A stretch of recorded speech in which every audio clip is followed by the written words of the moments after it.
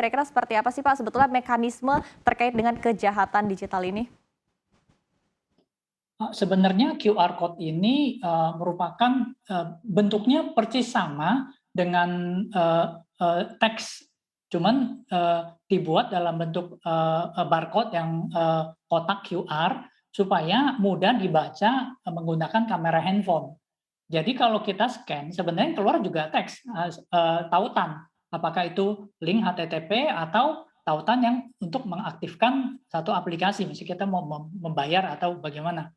Nah, yang jadi masalah sebenarnya kemudahan ini dibuat untuk kepraktisan membayar menggunakan handphone.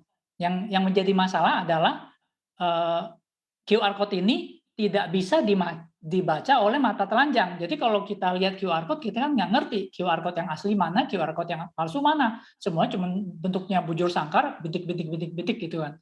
Nah, sesudah kita scan, nah baru dia mengarahkan ke tautan yang diberikan. Nah, yang di sini yang dimanfaatkan oleh penjahat yang ingin mengeksploitasi ini, di mana QR code ini tinggal diganti. Jadi kita sebagai konsumen memang harus hati-hati.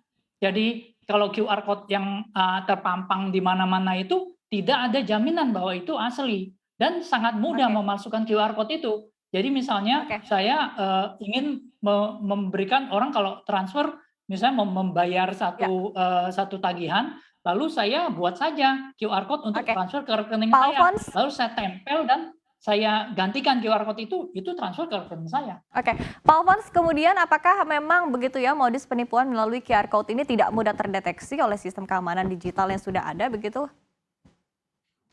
Yang jadi masalah yang dilakukan ini di sisi konsumen.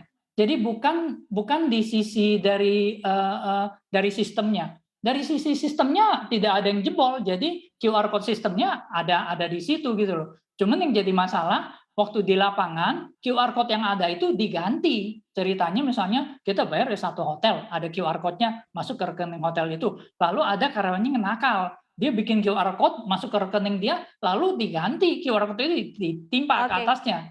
Jadi kita sebagai Kemudian konsumen yang memang antisipasi perlu Pak yang berhati-hati. bisa dilakukan oleh pemerintah seperti apa sih untuk menghindari kejadian hal-hal yang seperti tadi Anda jelaskan begitu yang bisa dilakukan oleh masyarakat awam seperti apa sih Pak?